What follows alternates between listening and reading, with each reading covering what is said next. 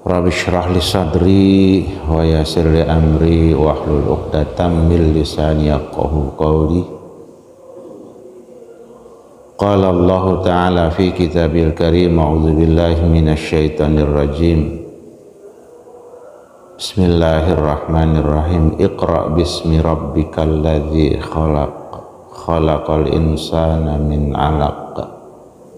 Iqra wa rabbukal akram, alladzi 'allama bil qalam, 'allamal insana ma lam ya'lam.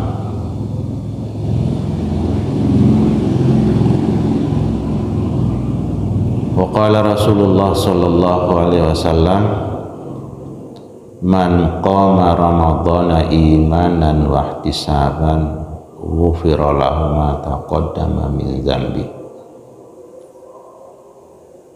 Atau kama qala Rasulullah sallallahu alaihi wasallam. Shadaqallahul azim wa sadaqa rasuluhun nabiyul karim. Wa nahnu ala dzalika minasy syahidin wasyakirin walhamdulillahi rabbil alamin. Al-mukarramun jamaah salat subuh yang dimuliakan Allah Subhanahu wa taala. Sampailah kita pada tanggal 2 bulan Sya'ban tahun 1443 Hijriah. Artinya tinggal 28 hari lagi kita akan memasuki bulan Ramadan. Kalau bulan Sya'ban usianya 29, berarti tinggal 27 hari lagi kita akan melaksanakan ibadah shaum. Terus berdoa dan terus minta kepada Allah, Allahumma barik lana fi Rajab wa Sya'bana wa balighna Ramadan wa fiqna biqiyamihi wa siyami. Terus rengek dan terus meredeh, jangan bosan, karena siapa orang yang mendapatkan bulan Ramadan, dia diberikan kesempatan untuk menambah tabungan pahalanya sangat besar. Satu istighfar bernilai 80 ribu tahun berturut-turut beristighfar kalau istighfarnya kena di malam Lailatul Qadar. Satu kali berinfak dan bersedekah di bulan Ramadan, kita infaknya malam, kemudian pas dengan Lailatul Qadar, maka kita berinfak selama 83 tahun terus berturut-turut bersedekah dan berinfak. Bayangkan hadis Nabi, as-shadaqatu tadfa'ul bala, sedekah itu bisa mencegah musibah dan bencana. Maka dengan kita berinfak dan bersedekah di malam-malam Ramadan dengan harapan kena satu dari sekian malam pas dengan Lailatul Qadar, pas pula dengan sedekah dan infak kita. Masya Allah, tentunya ini keberuntungan yang hanya diberikan kepada umat Nabi Muhammad SAW. Bapak-bapak rahimakumullah, kita masih bersama Kitabul Iman yang tentunya menjelaskan cabang-cabang iman masih dari kitab Fathul Bari. Qala al-muallif rahimahullah wa nafa'ana bi'ulumihi fid dharaini amin. Babus sholati minal iman. Wa qaulullahi ta'ala wa ma kana Allahu liyudhi'a imanakum, yakni sholatakum indal bait. Bab ini pada menyatakan sholat itu adalah bagian daripada cabang iman yang besar sekali. Karena ada 5 cabang yang sangat besar, ya, cabang iman yang sangat besar. Dari pokoknya, dari batangnya adalah yang namanya syahadat, sholat, zakat, puasa dan haji. Itu cabang iman yang luar biasa besar. Jangan sampai tidak ada cabang ini dan kita rawat betul, karena dari cabang yang besar keluarlah cabang-cabang yang kecil, dari cabang yang kecil keluarlah ranting, dari ranting keluarlah bunga, dari bunga keluarlah buah.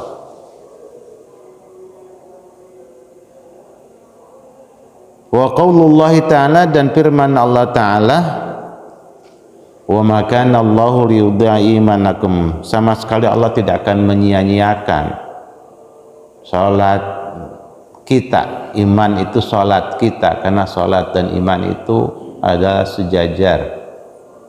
Orang yang ngaku beriman gak salat, ya dipertanyakan imannya. Orang yang salat tidak beriman berarti munafik, pora-pora doang, caper ama pencitraan. Nah, kita na'udzubillah. Allah tidak akan menyanyiakan salat kalian. Ini ceritanya panjang nanti. Ceritanya salat yang mana yang tidak disia-siakan? Salat yang masih menghadap ke Baitul Maqdis. Nabi sebelum ada perintah untuk menggeser kiblat ke Ka'bah Baitullah, itu selama di Mekah salatnya adalah di antara dua rukun, di antara dua sudut, antara sudut Yamani dan sudut Hajar Aswad. Ada yang meriwayatkan dekat-dekat dengan pintu Ka'bah sejajar. Nah, disitulah beliau sholat tetap menghadap Baitul Maqdis walaupun di Mekah, karena belum ada perintah menghadap Ka'bah. Cuman dia tidak membelakangi Ka'bah sama sekali. Jadi Ka'bah itu ada di depan dia, tapi mengarah ke kawasan Masjidil Aqsa di Palestina. Jadi saat Nabi sholat di Mekah, yang waktu itu belum ada niatan menghadap kiblat Ka'bah, masih menghadap kiblat ke Baitul Maqdis atau ke Palestina, ke Masjidil Aqsa di sana, maka sholat itu tetap tercatat sebagai amalan baik. Kemudian sholat itu juga belum diwajibkan di awal-awal Islam diperjuangkan, disampaikan kepada para kaum muslimin. Hanya sifatnya ya sifat yang tidak wajib, ya sebatas sholat yang rutin saja. Dan sholatnya belum terjadwal 5 waktu seperti yang sudah kita kajian sekarang ini. Nah, setelah Nabi pindah ke Madinah Al-Munawwarah, di saat dia sana tinggal sekitar 16 bulan atau satu riwayat bilang 17 bulan, itu ada perintah untuk merubah Ka'bah, merubah kiblat dari arah Masjidil Aqsa ke Masjidil Haram, di mana di dalamnya ada Ka'bah. Riwayat menyebutkan bahwa beliau sedang sholat zuhur, tapi riwayat yang kuat menyebutkan pula saat sholat asar. 2 rakaat pertama masih menghadap ke Baitul Maqdis, ke Palestina. Kemudian perintah setelah 2 rakaat itu, perintah Allah kepada Nabi untuk merubah kiblatnya ke arah Ka'bah Al-Musyarrafah di Makkah Al-Mukarramah. Maka akhirnya Nabi dan para sahabatnya menggeser kiblatnya, maka di Madinah itu ada masjid Kiblatain namanya, masjid 2 kiblat. Ya, masjid 2 kiblat. Kiblat pertama masih mengarah ke Masjidil Aqsa ditulis.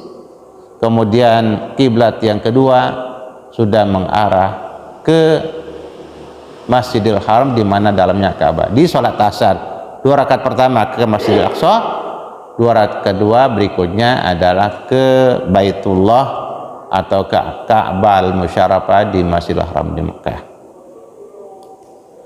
Nah, ini cerita tentang Masjid Kiblatain yang ada di Madinah.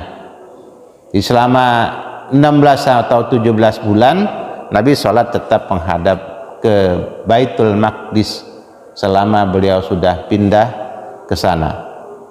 Nah, sebelum digeser, sebelum dipindah Ka'bah ke Mekah, itu ada 10 sahabat yang meninggal. Makanya disitulah ayat ini turun, karena para sahabat bertanya-tanya, Rasulullah, bagaimana Rasulullah, sahabat-sahabat kita, teman-teman kita yang sholatnya belum menghadap ke Ka'bah, mereka sholat masih ke Masjidil Aqsa, terus meninggal. Nah, Allah turunkan, maka Allah liyudhi'a imanakum, Allah tidak menyia-nyiakan sholat kalian yang dulu masih menghadap ke Baitul Maqdis, tetap dicatat sebagai amalan baik, sebagai ibadah yang besar sekali pahalanya. Itu dari firman Allah yang ini. Kemudian bapak-bapak, kita beruntung banget, ya, beruntung besar. Kenapa? Karena kita dikasih alat untuk menang, alat untuk meraih pertolongan, alat untuk mendapatkan kemenangan dari Allah Subhanahu wa taala, dan alat sarana untuk mendapat keberuntungan. Apa? Ya ini salat. Kenapa? Karena Nabi kita Muhammad sallallahu alaihi wasallam selama 13 tahun di Mekah berjuang babak belur, yang keningnya bocor, ya, dilempar dengan batu, kakinya pecah, kakinya berdarah-darah, dilemparin batu oleh orang-orang kafir, oleh orang-orang yang menentang dakwah Nabi. Makanya jangan heran kalau lagi berdakwah terus ditakut-takuti dengan dengan berbagai macam, dari mulai teror media, ya, yang mau nangkap segala macam. Ya, namanya jihad dan berjuang, pastinya yang tidak senang dan kalimat perjuangan dan jihad adalah para penjajah dan orang-orang yang memang ingin merusak negara ini. Takut dia kalau kita kumandangkan jihad, kita revolusikan jihad, takut dia. Kenapa? Karena nanti tidak punya pulang untuk menjajah negara ini yang luar biasa. Makanya kata-kata itu harus terus dikumandangkan, diingatkan kepada anak-anak bangsa, agar anak bangsa ini sadar, jangan sampai negaranya lenyap. Kan bisa saja hilang nantinya Indonesia. Kan ada beberapa provinsi, ada provinsi yang lepas dari Indonesia. Itu siapa yang ngompor-ngompori? Ya mereka yang memang pengen dapat jatah mengelola wilayah tersebut. Kalau anak bangsa situ sih lumayan, ini enggak, pihak luar ingin menjajah dan menguasai secara informal. Struktural sih memang orang-orang situ yang diangkat sebagai pemerintahannya, kepala pemerintah, tapi dia dikendalikan oleh pihak luar. Nah, Bapak Ibu rahimakumullah, jadi kita beruntung banget, makanya kita terus jaga sholat ini, karena ini alat untuk bisa mereka kepertolongan. Istri kita, anak-anak kita, ku anfusakum wa ahlikum nar, jaga istri dan anak-anakmu. Nah, keluarga itu istri dan anak-anak. Kalau setiap kepala keluarga menjaga dirinya dan keluarganya untuk menegakkan sholat, untuk tidak tersentuh api neraka, maknanya jaga sholat dengan sebaik-baiknya, maka ini adalah modal untuk meraih pertolongan dari Allah Subhanahu wa taala. Kita sedang apa? Kita berjuang apa? Ya berjuang menegakkan amar ma'ruf nahi munkar, ya pasti. Tapi kita mungkin kan punya usaha masing-masing, usaha yang berbeda-beda, ya, profesi yang beragam. Nah, di situ kita sholat ini dijaga betul dengan berjamaah, jangan ditinggalkan kecuali dalam keadaan sangat darurat. Bahkan dalam keadaan sampai darurat pun sholat berjamaah tidak ditinggalkan. Itu yang terjadi pada perang Badar. Nabi dan para sahabatnya adanya sholatul khauf, sholat dalam keadaan kritis dan takut, adalah di perang Badar. Untuk itu Nabi meraih kemenangan yang sangat gemilang. Barat dan timur, waktu itu barat adalah kawasan Bizantium, Romawi.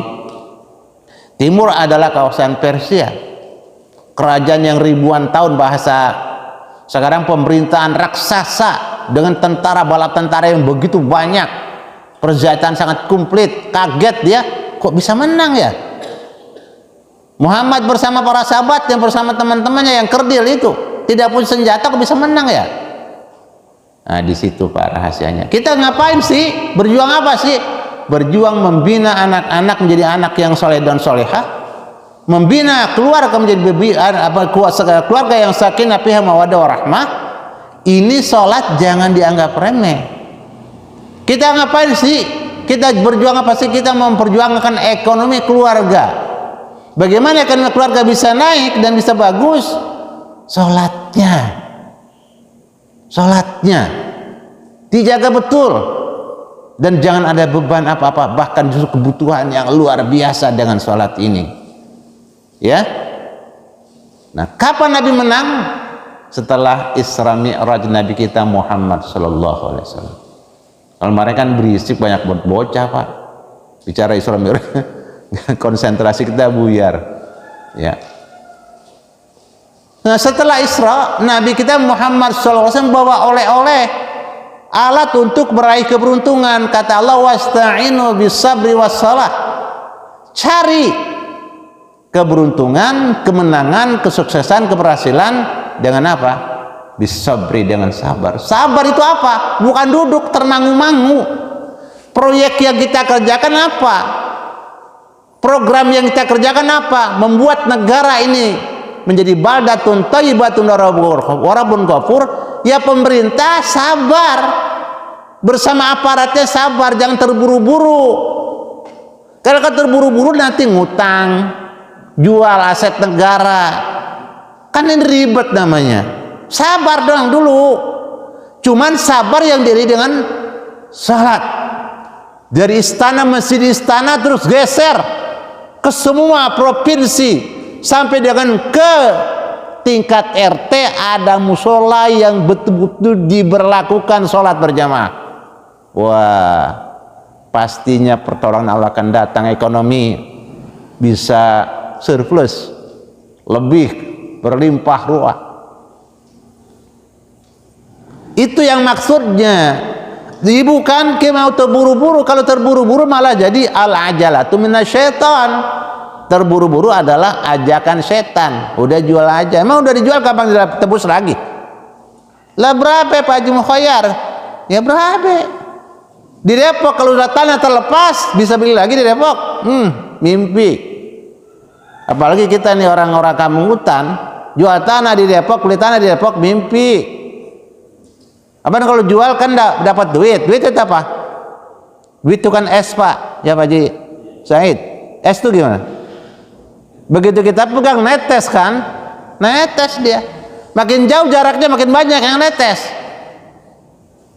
Akhirnya kisut tuh es. Kisut tuh duit lagi. Ya. Itu pesannya Allah kepada kita semua, dari mulai tingkat bawah sampai atas, dari pemerintahan keluarga sampai atas. Itu ditahan, sabar dong. Mau terburu-buru aja kan, kalau udah pinjam susah gantinya, ya susah. Karena tadi pinjaman itu apa? Duit, uang itu apa? Es. Nah, es itu ngalir, netes, ya akhirnya esnya mengecil dah. Ya benar, memang pinjamannya sekian ratus juta, tapi yang sampai ke tangan si yang pinjam kayak 100 juta Pak, nggak 1 miliar Pak, nggak 1 triliun Pak.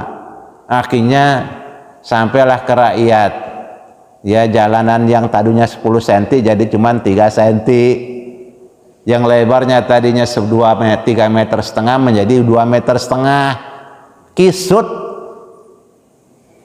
Nah ini sabar. Di sabar itu mengerjakan apa?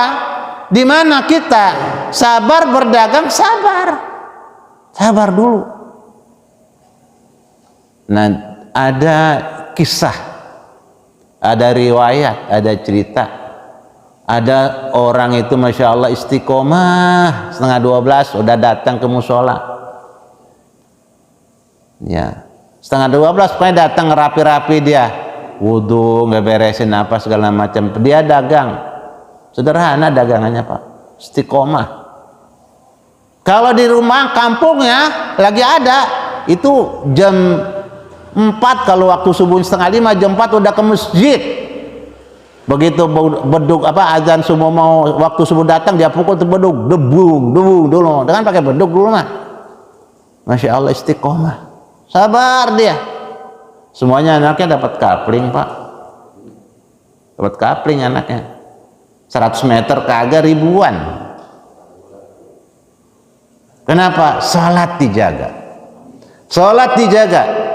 Nah, makanya salat itu adalah sarana, alat untuk kita mendapat pertolongan dari Allah. Pertolongan apa? Pertolongan di mana kita berada. Tadi kalau memang kita di pemerintahan, pertolongan Allah mengurus RT, mengurus RW, mengurus kelurahan, mengurus kecamatan, mengurus kota, mengurus kabupaten, mengurus provinsi, mengurus negara yang besar. Allah kasih pertolongan. Ya, kasih pertolongan. Jadi makanya di setiap wilayah ada masjid. Ada masjid pusat istana, ada masjid provinsi di kantor samping kantor gubernur, ada masjid kabupaten di kantor samping kantor kabupaten. Dan itu jangan basa-basi, serius. Ya, tentunya pada sholat berjamaah tidak semuanya polisi sholat. Ada pos-pos yang tetap polisi jaga supaya keamanan tetap terjaga. Luar biasa cantik. Itulah salat. Nah, dari Isra Mi'raj inilah pulang bawa alat kemenangan, alat untuk mendapat pertolongan, dan terbukti wasta'inu bis-sabri was-shalah wa innaha lakabiratun illa 'alal khasyin, bukan basa-basi. Cari pertolongan dari Allah. Lewat apa? Lewat sabar. Sabarnya para sahabat luar biasa, bukan main. Bagaimana tidak sabar di perang Badar? 313 orang harus sabar, Pak. Sabar tuh kuatkan iman, kuatkan ta'alluqnya kepada Allah. Lah tentara 313 berarti 1.000 orang tentaranya, bukan banyak bener ini 1.000. Kemudian tank baja senjata 800 tank baja kuat bener, baru-baru lah. Nabi dan para sahabat cuma 4 tank baja ya udah pada bau, dia pada copot goblak. Tapi sabar menghadapi, ya Allah berikan pertolongan. Mata Nasrullah, sampai begitu sahabat Nabi bilang, mata Nasrullah, kapan ini pertolongan datang ke kritis sebenarnya kita. Kalau sampai kalah, ya Allah kau tidak akan disembah lagi di atas permukaan oleh manusia-manusia yang ada ini. Begitu. Allahu Akbar, subhanallah. Bahkan ada seorang, Pak, bertawasul dengan tempat sholat. Di satu rumah sakit ada orang Kristen, anaknya sakit, bertawasul dengan musola. Anaknya dinyatakan sakit, sudah tidak bisa lagi diobati, masih kecil anak. Hanya lewat dia ngeliat orang kok masuk ke ruangan kecil, ngapain? Ternyata musola, tempat orang pada sholat. Si orang ini, seorang Kristen ini bertawasul kepada Allah, ya Allah, saya bertawasul dengan tempat ini di mana hamba-hamba pada sholat kepadamu, minta berkepadamu. Kalau memang ini tempat yang memang jadi tempat terbaik, aku bertawasul tempat ini. Aku jadikan wasilah ini, tempat ini jadi wasilah untuk saya minta kepadamu. Kalau nanti anak saya sembuh, saya akan pilih agama yang terbaik. Apa?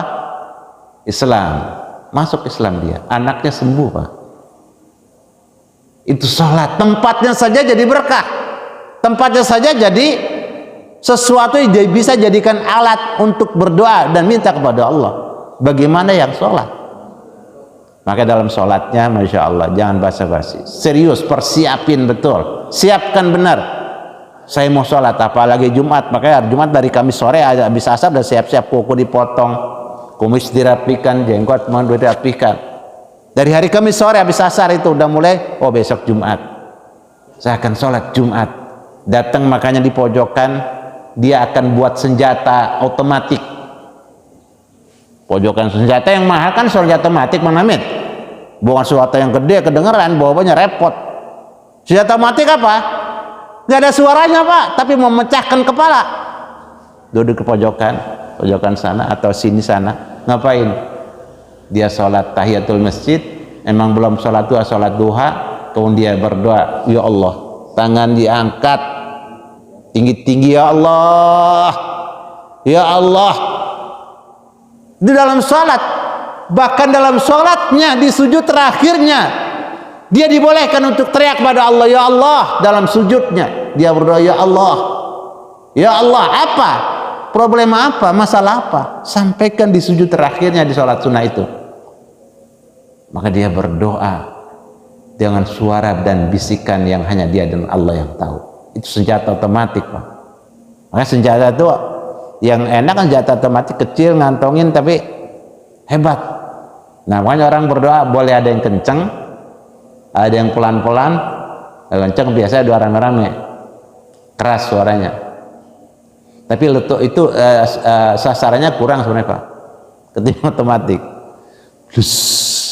Tahu luar biasa sasarannya, masya Allah. Letupannya nggak kedengaran tapi sasarannya luar biasa. Nah, doa makanya rame-rame iya, sendiri-sendiri iya, jangan suara agak kedengaran monggo. Tapi yang suara pelan itu yang menakutkan. Wiridan dia dari istighfar, astagfirullah, astagfirullah, astagfirullah, astagfirullah, Allahumma anta rabbi, dan seterusnya. Ya Allah, itu salat. Wasta'inu bisabri wassalah wa inna lakabiratun dalal khasyin. Sabar para sahabat, berperang memang perang enak. Udah tantangan menakutkan dan mengerikan, lapar, stok kadang-kadang habis dalam peperangan, masya Allah. Kadang-kadang sampai air yang satu gelas itu bergeser dari satu sahabat ke sahabat yang lain, satu tentara ke tentara yang lain, untuk bisa kebayar sekedar satu teguk air. Susah, tapi sabar. Nah, di mana kita? Di sektor apa kita sabar di situ? Tapi sholat jangan ditinggalkan. Proyeknya raksasa, sholat kagak, nggak berkah. Ya, nggak berkah. Ya, di sini jadi kemenangan di perang Badar kapan diraih? Setelah Isra Mi'raj Nabi, ketika di Mekah dia bawa ke Madinah, dan sholat berjamaah tidak ditinggalkan dalam saat kritis perang yang sangat berkecamuk. Nah, kita perang sama nafsu, hawa nafsu doang. Hawa nafsu mau tidur, lawan tidur. Jangan tidur aja, bocah bangunin. Ada teman saya, Pak, anaknya masih usia 4, 5, 6 tahun. Gak dipanggil, tong bangun tong, nggak begitu.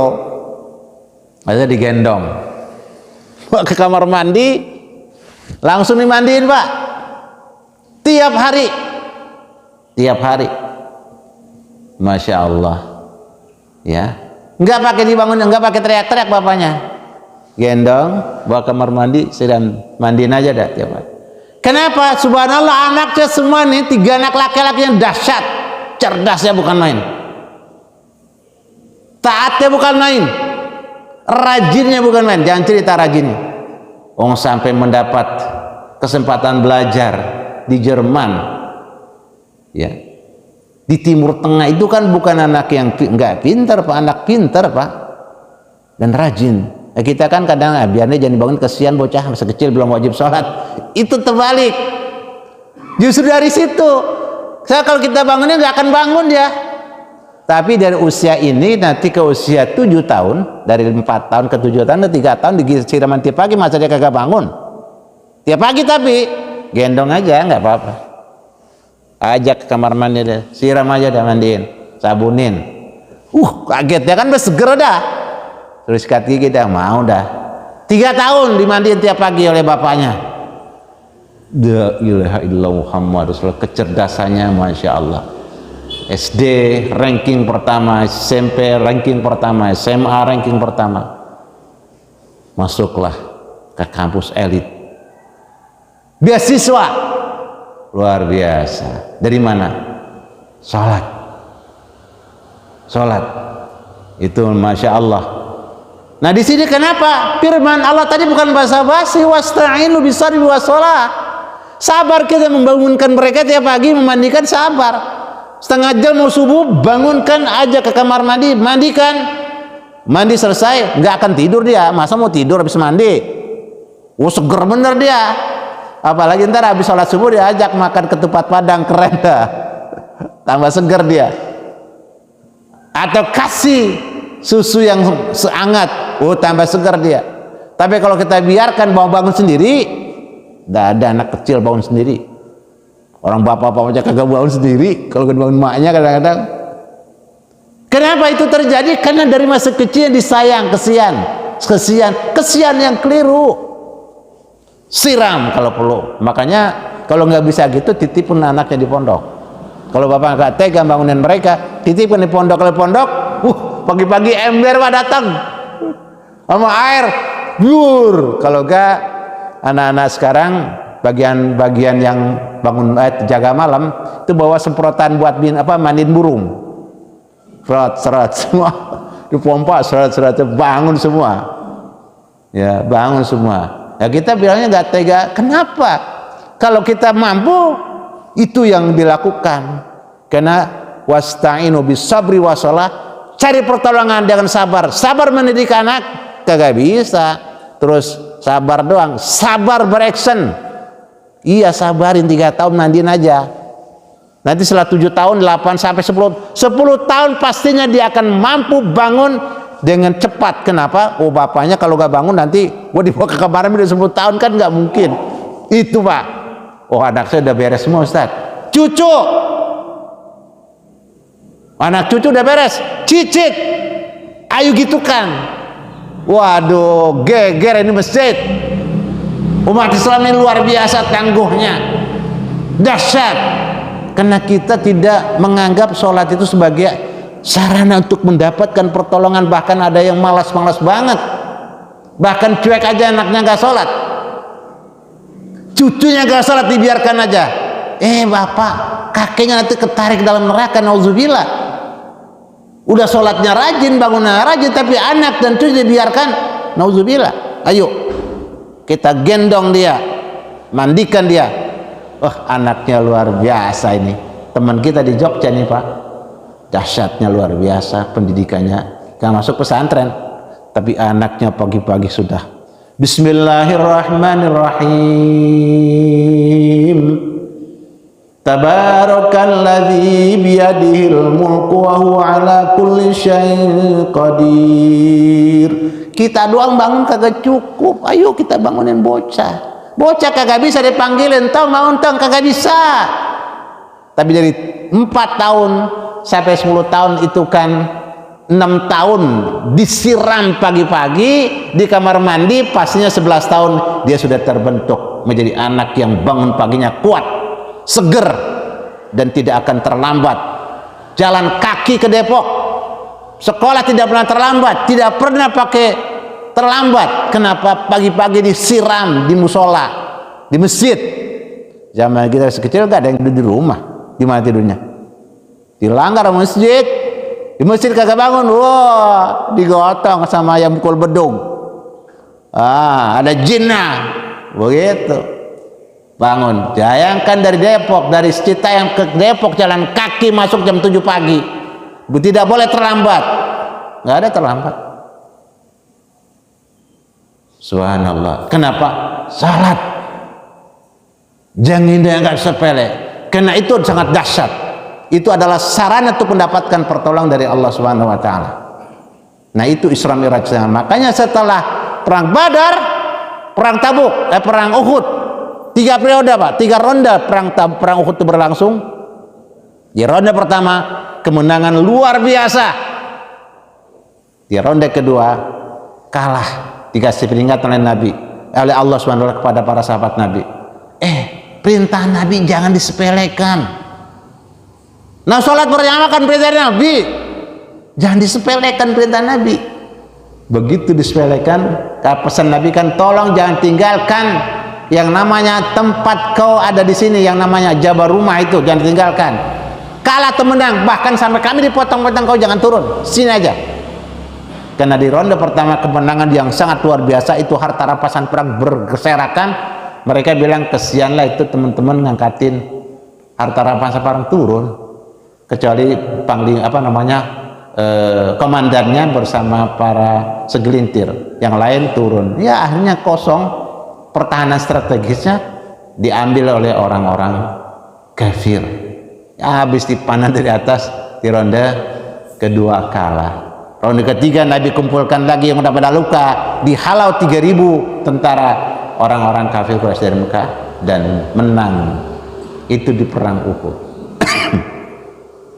Di perang Tabuk dan seterusnya, kemenangan demi kemenangan. Kenapa? Sholat dan pesan-pesan Rasulullah dijaga luar biasa, Masya Allah. Nah ini Isra Mi'raj itu pesannya tekanannya adalah bagaimana kita pegang dan kita jaga yang namanya perangkat alat untuk meraih kemenangan, meraih peruntungan dan meraih pertolongan dari Allah Subhanahu wa taala. Salat berjamaah. Salat berjamaah. Nah, Bapak Ibu rahimakumullah, ini agak sedikit ada stressing point karena biar nanti kita oke. Anak-anak sudah pada besar semua, Ustaz, pada iya ada cucu. Kasih tahu anak kita. Kasih tahu anak kita. Cucu tidak boleh dimanjakan oleh nenek dan kakeknya. Biasa kan nenek sama kakek suka sayang kelewatan sama cucu. Biar jangan dibangunin lagi tidur. Kesian dia mah belum wajib sholat. Gendong sama engkongnya, sama kakeknya. Wah, kayak gini nih, keren nih. Berarti nanti punya cucu 10 yang militan untuk sholat berjamaahnya, otomatis pertolongan Allah itu sangat mudah datang kepada cucunya, dan kakeknya ikut menikmati kesuksesan cucunya, senangnya bukan main. Haddasana Amr bin Khalidin qala haddasana Zuhair qala haddasana Abu Ishaq anil Barra anna Nabiy sallallahu alaihi wasallam kana awwala ma qadimal Madinata nazala ala ajdadihim aw qala ala akhwalihi minal ansar wa nahu shalla qibala baitil maqdis sitata asyara syahran aw sab'ata asyara syahran wa kana yu'jibuhu an takuna qiblatu qibalal bait wa na sallallahu alaihi wasallam awwala salatin sallaha salatal asr wa sallamahu qaumun fa kharaja rajulun mimman sallamahu famara ala ahli masjidin wa hum raki'un faqala ashhadu billahi laqad shallaitu ma rasulillahi sallallahu alaihi wasallam qibala makkata fadaru kamahum qibalal bait wa kanatil yahudu qad a'jabahum id kana yusalli qibala baitil maqdis wa ahlal kitab falamma walla wajhahu qibalal baiti ankaru zalik. Subhanallah.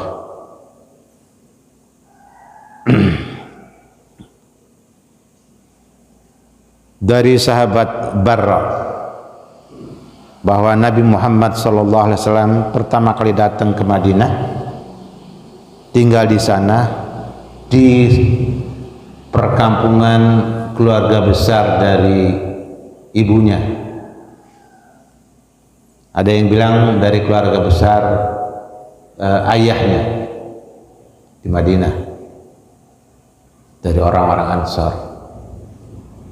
Kemudian di sana dia sholat menghadap ke Baitul Maqdis selama 16 bulan, atau ada yang bilang 17 bulan.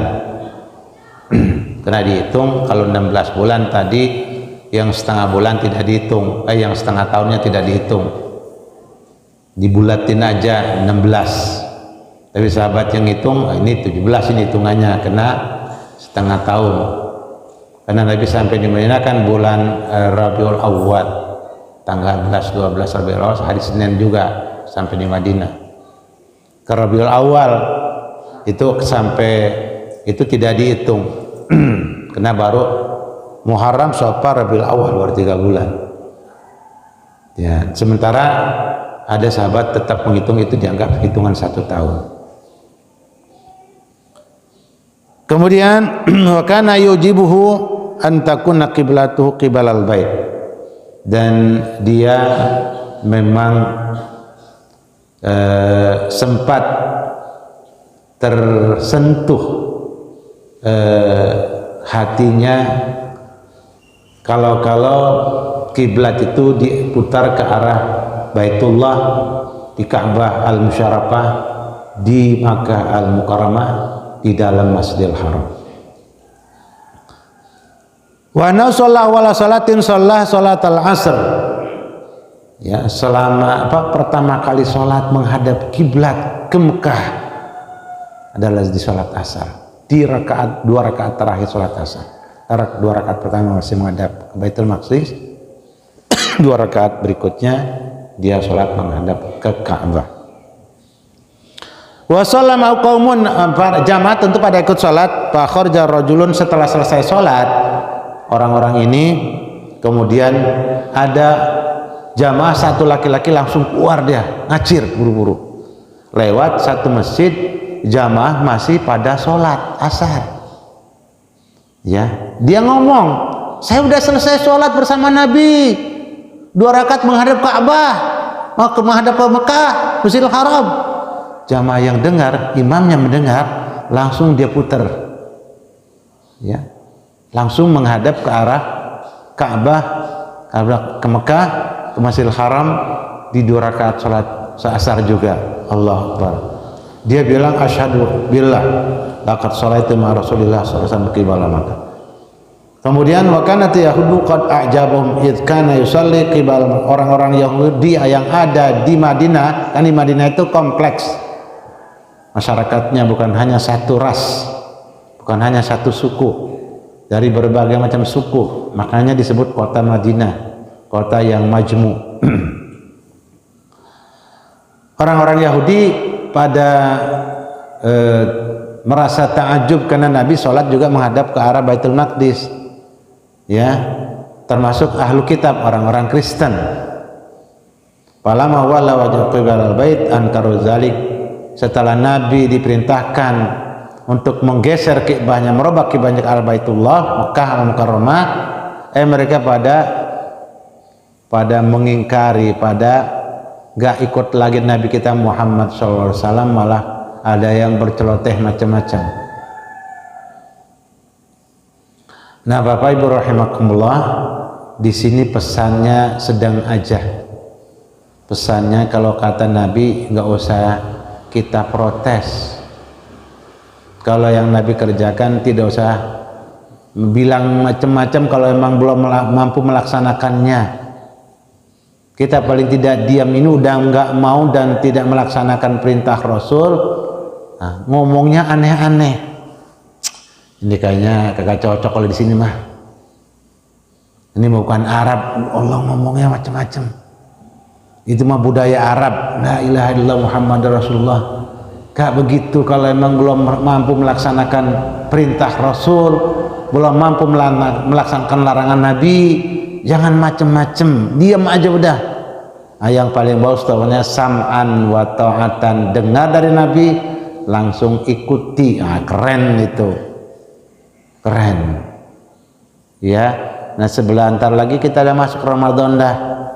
Nabi berbuka puasa, gimana caranya? Kata Nabi, ya buka puasa, jangan makan dulu. Makanya kapan? Ntar habis maghrib. Kita habis sholat maghrib berjamaah baru makan. Ya, makanya dari situ pula kita berbukanya bersama-sama di masjid atau di musola. Di masjid sholat kita buka dengan korma 3 butir doang. Kan budgetnya nggak banyak tuh masjid. Ya, kita udah kumpul dari mulai bulan Rajab kemarin 1.000, 2.000, 3.000, 4.000 dan seterusnya. Nanti ada panitianya di masjid. Beli korma buat buka bersama. Setengah jam paling lambat, 15 menit mau maghrib udah datang sholat tahiyatul masjid, duduk menghadap kiblat, berdoa, ya Allah, ini bulan Ramadan ya Allah, bulan yang penuh barakah ya Allah, bulan yang kau turunkan Lailatul Qadar ya Allah. Terus puji Allah, setelah itu minta, dan setelah memuji kepadanya kita, ya Allah engkau maha pemurah dan seterusnya, minta kepada Allah. Azan berkumandang, Bismillahirrahmanirrahim. Allahumma barik lana fima razaqtana qina adzabannar. Nah, setelah berbuka apa sebelum berbuka, doa berbukanya sebelum, silakan sebelum, yang bagus setelah Allahumma laka sumtu wa bika amantu wa ala rizqika aftartu zahabat dhama wa btalatil uruq wa sabatal ajr insyaallah. Di mana kita? Ada di Depok, mampir di masjid. Di mana kita? Ada di pasar, mampir di musola. Musola dan masjid begitu semua. Makanya kalau di sana mah buka, kita mau buka apa enggak usah nanya. Datang aja ke masjid, ke musola. Mau buka udah datang aja ke masjid. Nah, masjid yang kedengaran kasetnya doang. Jamaahnya pada buka di rumah baik. Ramadan ini tahun ini geser. Baitur Rahman, Baitur Rahim, Al-Barakah, musola. Ayo. Setelah berbuka 3 butir korma, berdoa lagi, ya Allah. Karena waktu mustajab. Berdoa lagi, ya Allah. Negara saya selamatkan, ya Allah. Berikan petunjuk para pemimpin, ya Allah. Terus, ya Allah. Qomat, bangun. Sholat berjamaah. Doa ringan, pulang makan gado-gado dah, sadasan. Nah, makan gado-gado waktu buka lah mules perut. Bukan hanya mules, tapi namanya gado-gado kan toge. Kangkung, lah dikunyah 3 kali tendang dalam perut, lah perut yang tersiksa. Lah perut mah bukan giling, perut mah nyaring doang. Yang giling siapa? Lah gigi yang keras, sama aku lembut. Kalau usus mah lembut. Gigi yang keras. Lah perut suruh giling, ya repot. Makanya jadi sakit. Jadi sakit. Allahu Akbar. Subhanallah. Ini sholat Ramadan nanti kita tingkatkan kualitasnya. Berjamaahnya jangan ketinggalan. Tarawih jangan ketinggalan. Witir jangan sampai kelepas. 1 bulan suntuk. Kita jaga berpuasanya yang berkualitas. Nah, berpuasa ngancam di meja, masya Allah, rujak kelapa 2 mangkok, rujak buah 1 gelas, kolak 1 mangkok, habis tuh puasa, nilainya habis. Begitu mau sholat tarawih goyang, waduh, kenapa? Karena tadi bukanya salah, bukan makan Pak, buka. Kalau udah buka itu cuma korma 3 butir, maksimal 7 butir, jam 11 kuat. Jadi Masjidil Haram sholatnya 1 juz. Gak ada orang ngantuk. Kenapa? Bukanya bener. Nah, kita buka salah. Ya tadi gado-gado dimakan waktu buka, ya habis, kagak kenyang. Apa nggak kena dah, nggak kena. Allahu Akbar, Allahu Akbar. Nah, ini sholat kita coba kita tingkatkan, siapkan. Makanya dari bulan Rajab kemarin Allah barik lana fi Rajab wa Sya'bana wa balighna Ramadan wa wafiqna biqiyam wa siyami. Biar kita bisa melaksanakan ibadah puasa dengan sebaik-baiknya. Nah, sholat nih perintah Rasul, dan jaga Lailatul Qadar, jaga. Jangan sampai kalau perlu dah paket bisa dibeli Pak Ramadan. Tetapi kita perlu ceramahnya Syekh Mutawalli Sya'rawi. Ya beli dah beli. Tapi jangan dipakai WA yang gak jelas. Begitu. Wallahu a'lam bishawab. Dah. Insya Allah kita sambung lagi Sabtu depan. Sabtu depan kurang seminggu, berarti udah tinggal 22 hari lagi. Ya Allah, makin dekat Ramadan. Allahu Akbar ya Rabb. Sampaikan usia kita ya Allah ke bulan suci Ramadan. Hadanallahu iyyakum ajmain. Assalamualaikum warahmatullahi wabarakatuh.